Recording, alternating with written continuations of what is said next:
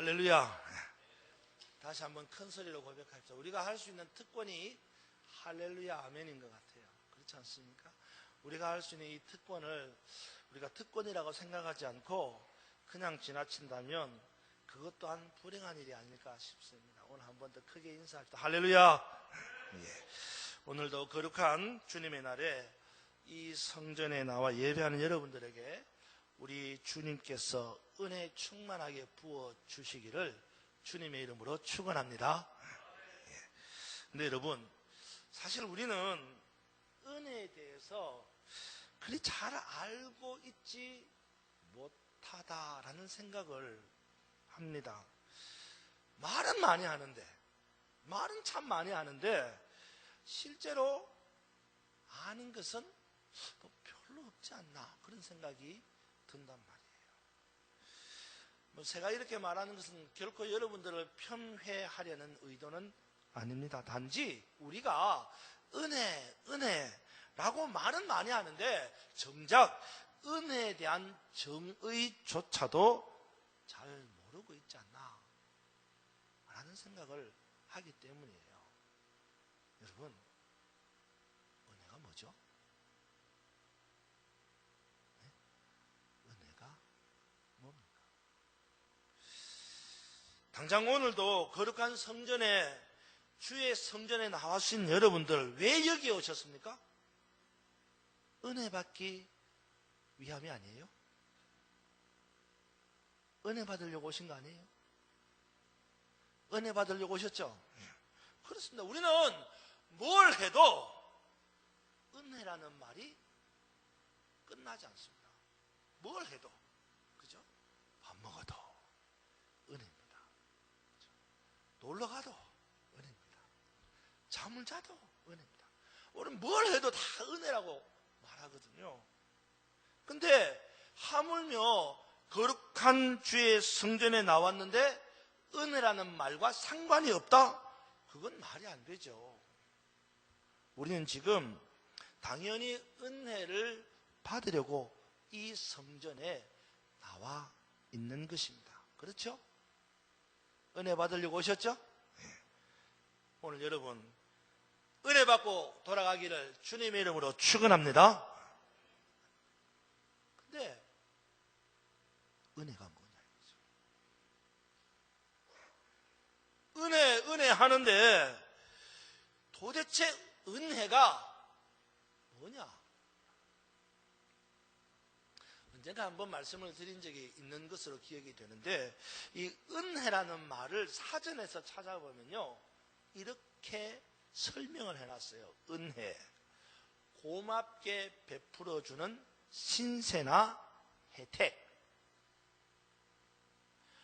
고맙게 베풀어주는 신세 또는 혜택을 은혜 이렇게 설명을 해놨어요. 사전에서 설명했으니까 틀릴 일은 없겠죠. 그런데 기독교 신앙, 특별히 이 신앙적인 기독교 신앙적인 의미에서의 은혜는 그것보다 더 세밀하다는 말이에요. 넓은 의미에서는 고맙게 베풀어준 신세나 혜택이라는 의미가 맞지만 보다 구체적이고 보다 세밀한 의미에서 이 은혜는 다시 해석되어야 된다 이 말이에요. 그러면 우리가 말하는 이 기독교 신앙에서 말하는 은혜는 뭘까요? 여러 가지 의미로 우리가 두고 있습니다. 밥 먹는 것도 은혜라 그러니까요. 잠자는 것도 은혜라 그러니까 그 은혜의 어떤 폭이나 깊이가 어찌 끝이 있겠습니까? 그렇죠? 그런데 오늘 말씀에 비추어 본다면 은혜가 뭐냐?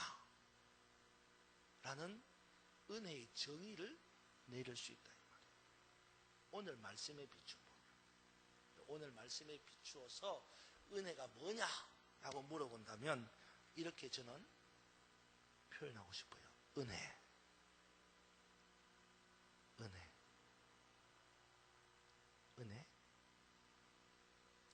잃어버린 것을 다시 찾는 것. 그게 은혜예요. 한번 따라서 합니다. 잃어버린 것을 다시 찾는 것. 한 번 더. 잃어버린 것을 다시 찾는 것. 그게 은혜예요. 여러분, 잃어버린 것을 다시 찾는다. 이걸 두 자로 하면 뭐예요? 뭘 것 같아요? 잃어버린 것을 다시 찾는다. 할렐루야. 회복이에요. 은혜가 뭐냐? 회복이에요. 그러니까 기독교 신앙에 있어서 은혜라는 것은 잃어버린 것을 되찾는 것이고, 그것은 곧 회복이라는 것이고, 그래서 은혜가 뭐냐? 오늘 본문에서 말하기를 회복.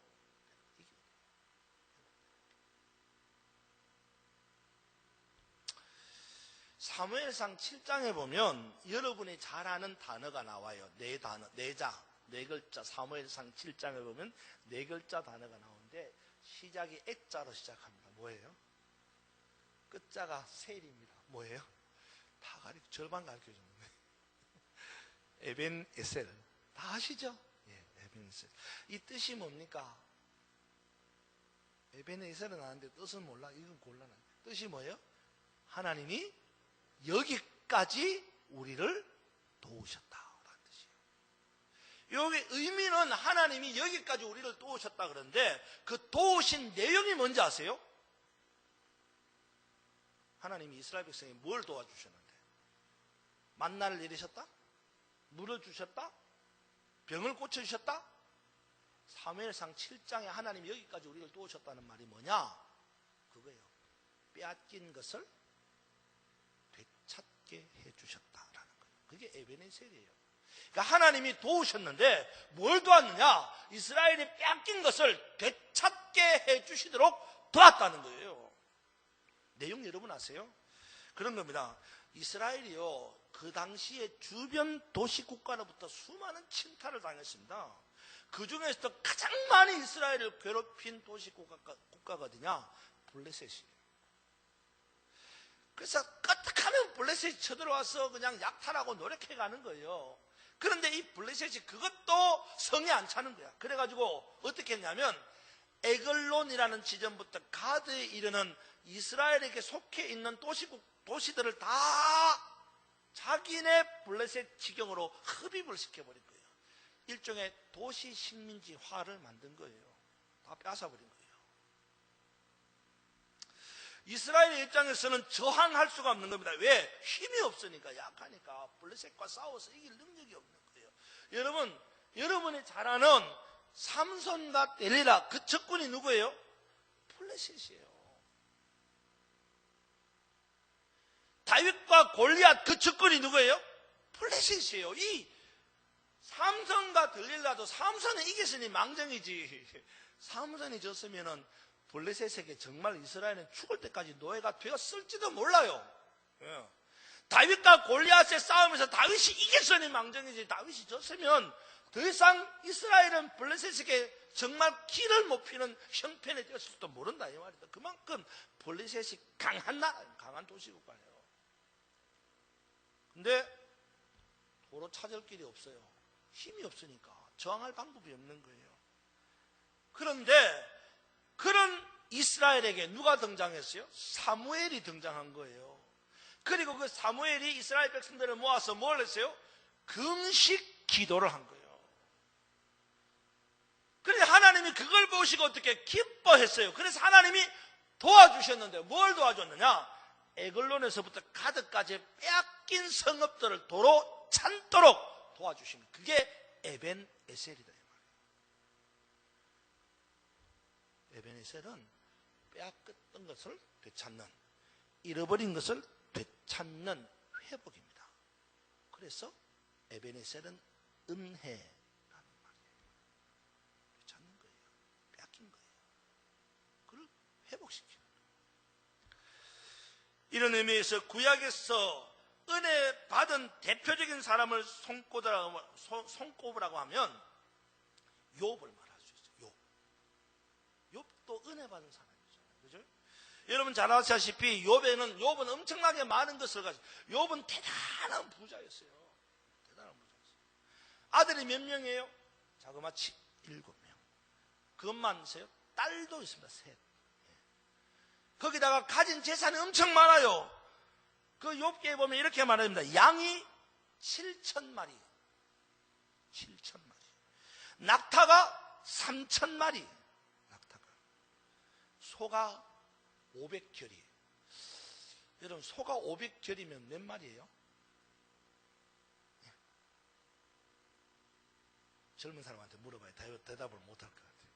예린자매, 500결이면 몇 마리예요? 그렇지. 그게 정답이야. 나 몰라. 이게 정답이야. 희원아, 500결이면 몇 마리야? 왜냐 그러면은 예린이가 그럴 거 아니에요. 지 딸한테 안 물어보고 나한테 물어봐요. 여러분, 결이라는 말은요, 결이라는 말은 쟁기예요. 쟁기. 농기고 쟁기예요. 근데 그 쟁기를 끄는 소가 2마리가 끄는 거예요. 2마리가.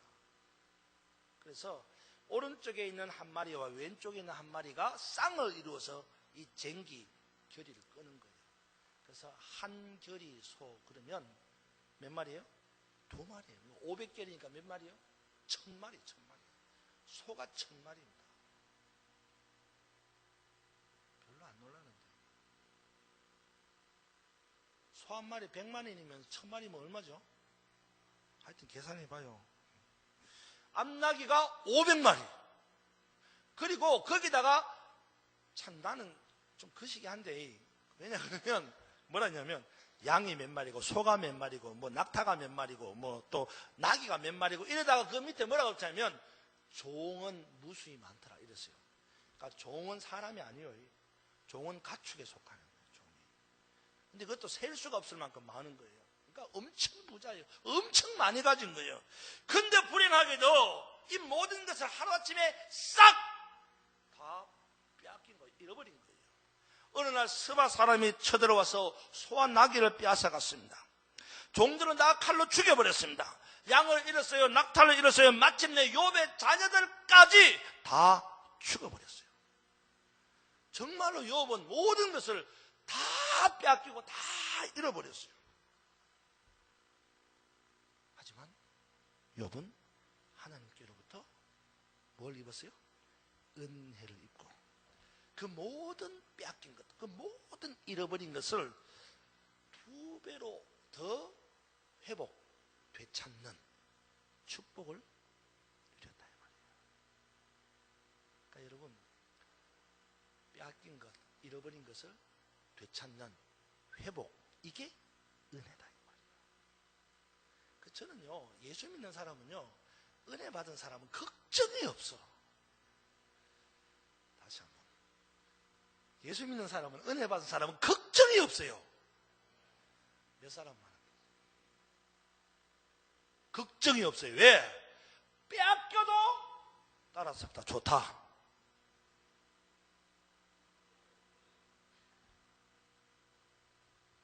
하는 사람만 따라하기. 빼앗겨도 좋다. 왜요? 이유가 뭐예요? 도로 찾게 해주실 테니까. 은혜잖아요. 은혜잖아요. 도로 찾게 해주실 테니까.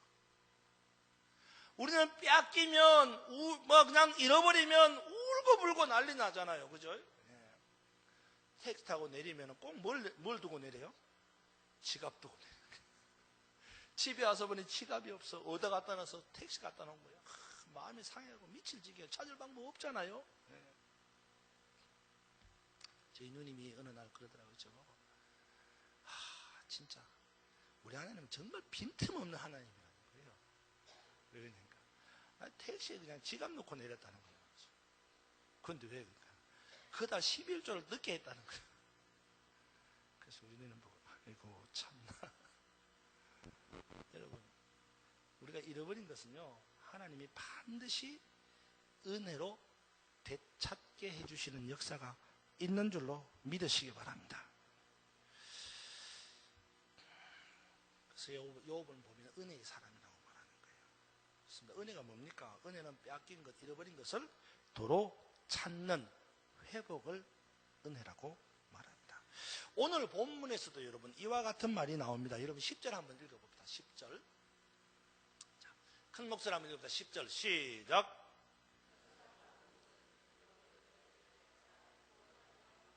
한 번 더 시작.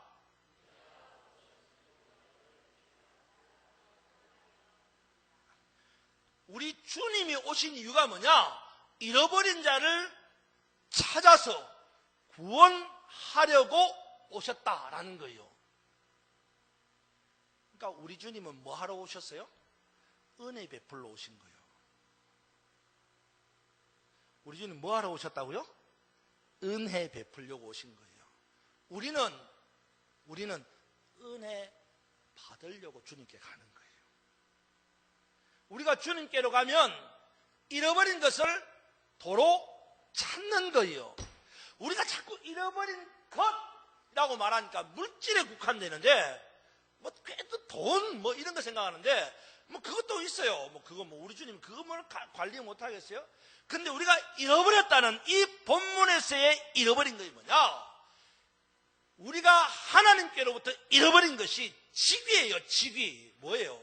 하나님의 아들이라고 하는 직위를 잃어버린 거예요.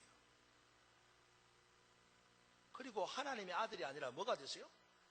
마귀의 자녀가 된 거예요. 왜? 죄 때문에. 그런데 우리 주님이 오셔서 그 죄로부터 자유하게 하고 마귀의 자녀에서 하나님의 자녀로 회복시키려 오셨다 이 말이에요. 그러니까 주님은 은혜를 베풀려 오셨고 우리는 은혜 받으려고 주님께 가는 거다. 그러니까 여러분, 죄를 지어서 죽을 것 같은데도 안 죽어. 이게 얼마나 감사한지 모르죠. 왜? 그냥 주님께로 가면 내 죄를 친히 담당하시는 그 주님께 내 죄를 고백하고 회개하면 주님 내 죄를 친히 담당하시고 죽을 죄인 살려주시는 줄로 믿습니다. 그게 회복이에요. 그게 은혜예요. 그게 축복이잖아요. 주님은 은혜를 베푸시기 위해서 회복하게 하시기 위하여 이 땅에 오신 것입니다. 그렇습니다. 은혜는 빼앗긴 것, 잃어버린 것, 도로 찾는 것입니다. 다시 말해서 회복을 은혜라고 말한다. 사랑하는 여러분, 이 시간 예배를 통해서 은혜를 충만하게 받으시기를 축원합니다. 빼앗긴 것을 다시 찾고 잃어버린 것을 다시 회복하는 은혜가 여러분 모두에게 있기를 다시 한번 주님의 이름으로 축원합니다.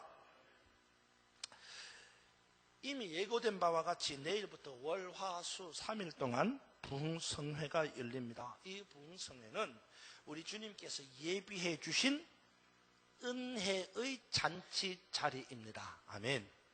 은혜의 잔치 자리입니다. 우리 주님께서 우리에게 주실 은혜의 잔치 자리예요.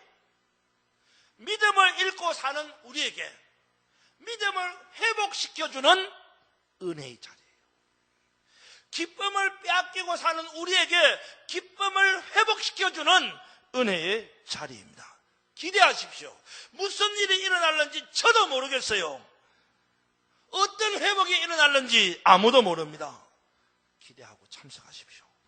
여러분이 빼앗겼던 것, 여러분이 잃어버렸던 것 다시 되찾게 하는 은혜가 참석하는 여러분 모두에게 반드시 일어나게 될 줄로 확실히 믿습니다. 그러면 이런 은혜를 받으려면 어떻게 해야 합니까?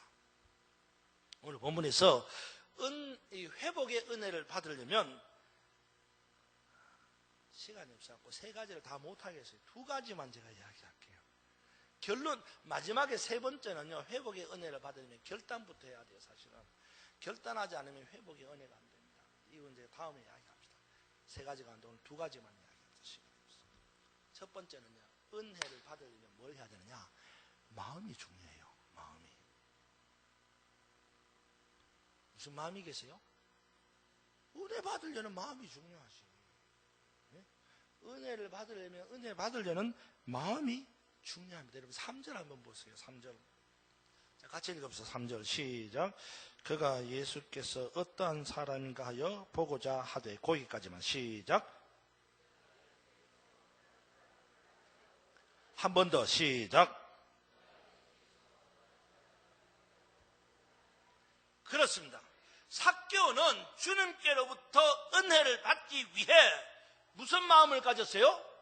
주님이 어떤 분인가 보고 싶은 마음이 생긴 거예요. 주님이 어떤 분인지가 궁금해졌다는 거예요. 주님에 대해서 알고 싶은 마음이 생긴 겁니다. 그렇습니다. 은혜는요, 여기에서부터 시작되는 겁니다. 주님에 대한 갈급한 마음, 주님에 대하여 알고 싶은 마음, 이런 마음을 가진 사람이 은혜를 받을 수 있는 거예요. 여러분에게도 과연 이런 마음이 있습니까? 내일부터 부흥성회가 열리는데 과연 여러분에게도 이 삭개오와 같은 마음이 있느냐, 이 말이에요.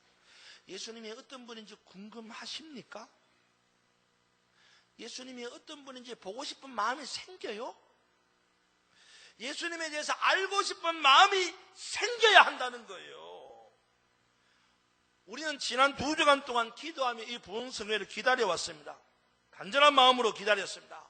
이번 부흥성회를 통하여서 우리들의 빼앗긴 것을 다시 되찾는 은혜가 있기를, 우리들의 잃어버린 것을 다시 회복하는 은혜가 있기를 간절히 소망하며 지난 2주간 동안을 기도하며 보냈습니다. 혹시라도 아직까지 이번 부흥성회에 관심조차 없는 분이 있습니까? 그렇다면 지금부터라도 좋아요. 지금부터라도 여러분의 마음을 열고 주님께로 향하여 나아가시기 바랍니다. 에이, 뭐 그렇게 귀찮게 하나. 빼앗겼으면 빼앗긴 대로 살지, 잃어버렸으면 잃어버린 대로 살지, 뭘 이제 와서 또 되찾겠다고 그런 생각이 들어요? 안 됩니다. 왜? 빼앗긴 대로 사는 것은 죽음이에요. 잃어버린 것대로 사는 것은 멸망입니다. 여러분, 장차 다가올 죽음과 멸망을 생각하면서도 갈급한 마음이 안 생겨요? 내가 빼앗겼다는 것은 돈이 아니에요. 내가 잃어버렸다는 것은 물질이 아니에요. 내가 잃어버리고 빼앗긴 것은 하나님의 자녀라고 하는 이 자리를 빼앗긴 거예요. 이 자리를 잃어버린 거예요. 이거 빼앗기고 이거 잃어버리면 죽는 거예요. 멸망이라고요. 그런데도 여러분 갈급한 마음이 안 생기세요? 주님에 대한 알고 싶은 마음이 안 생깁니까? 이제라도 갈급한 마음을 가지셔야 합니다. 지금부터라도 주님에 대해 알고 싶은 마음을 가져야 합니다. 내일부터 부흥성회에 참여하십시오. 반드시 회복의 은혜가 있을 줄로 믿습니다. 두 번째, 첫 번째는 마음이 중요하고요. 두 번째는 의지가 중요합니다. 의지가 뭐죠? 의지는 뭡니까? 뭘 하려고 하는 의도가 의지.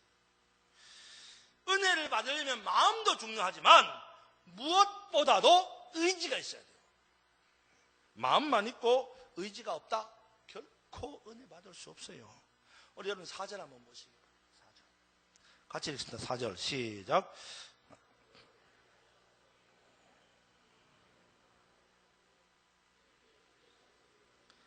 한 번 더 읽읍시다. 시작.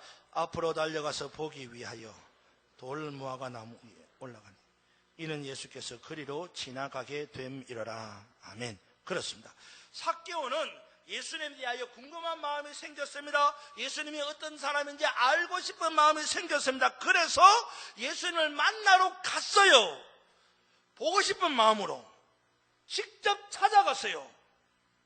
이런 의지적인 행동이 우리에게 있어야 된다 이 말이에요.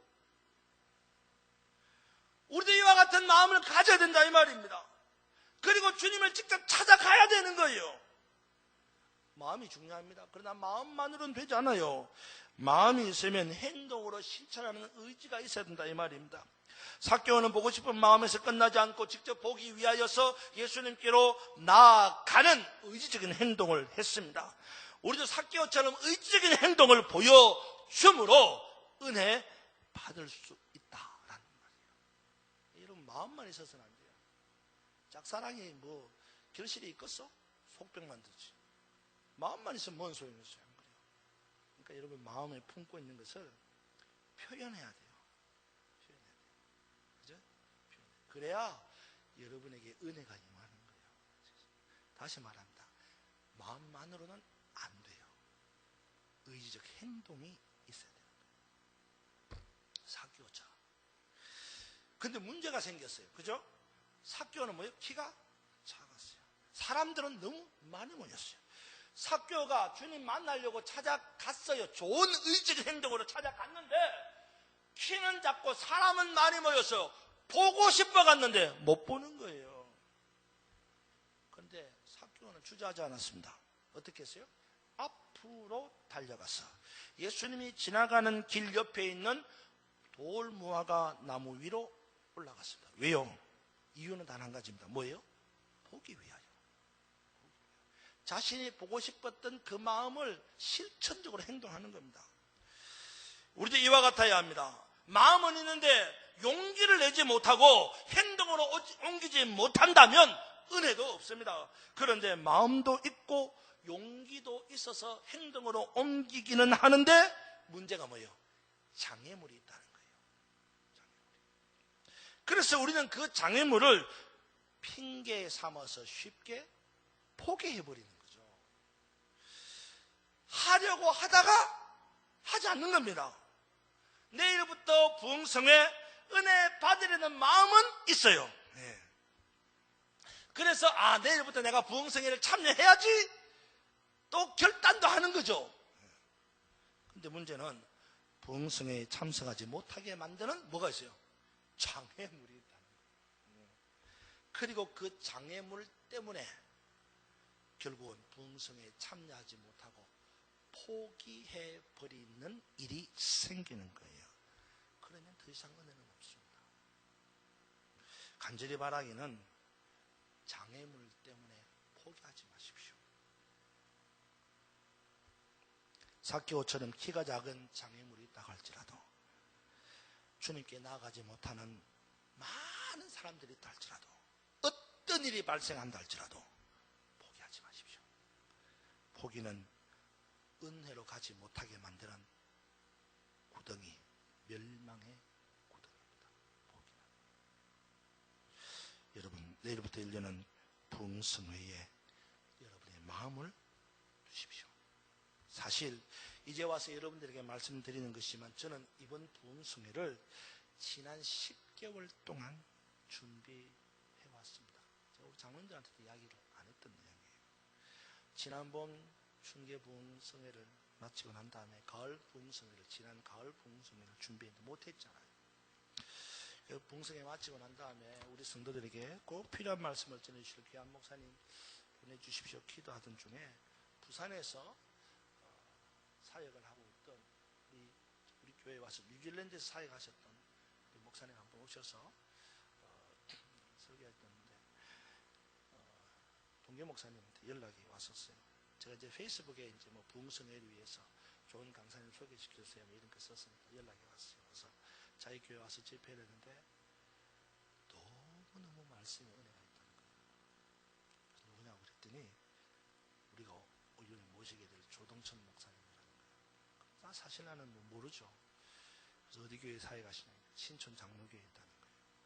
그래서 우리는 신촌 장로교회가 하면 원로 목사님은 오창 목사님을 딱 떠올리게 됩니다. 전통 있는 교회고. 그래서 그러냐고. 그리고 이제 말만 듣고 또 제가 몇 번이나 당한 적이 있기 때문에 그래서 목사님 설교를 예배 설교를 인터넷에서 5편을 봤어요. 보면서 정말 말씀을 잘 전한다. 전달력도 있고 내용의 깊이도 있고. 그래서 결정을 하고 전화를 올렸어요. 근데 이 전화가 신호는 가는데 안 받는 거예요. 그래서 그 다음날 저는 또 안 받아. 셋째 날에 또 안 받아요. 넷째 날 전했어요. 그랬더니 문자가 왔어요. 이렇게 문자가 왔어요. 누구신지 모르겠는데요. 계속 전화를 하셔서 답글을 남깁니다. 그리고 이제 또 문자를 또 바꿨어요. 또 문자가 왔어요. 제가 지금 안신년 중이라서 유럽에 와 있습니다. 며칠 날 돌아가서 연락드리겠습니다. 그래서 그때 보니까 안신년 중이라서 유럽에 가 계셨어요. 돌아오셔서 전화했어요. 전화했더니 제가 부산에 있는 김 목사님 통해서 강사 목사님 소개받았다. 그 해에 스케줄이 다 짜여 있어가지고 청년도 수련회도 그래서 못 온다는 거예요. 그래서 그러면 내년 봄에 꼭 부탁합니다. 그렇게 하겠다고. 그리고 잊지 않고 부흥성회를 위해서 전화를 했어요. 흔쾌히 승낙을 받았습니다. 저는 확신합니다.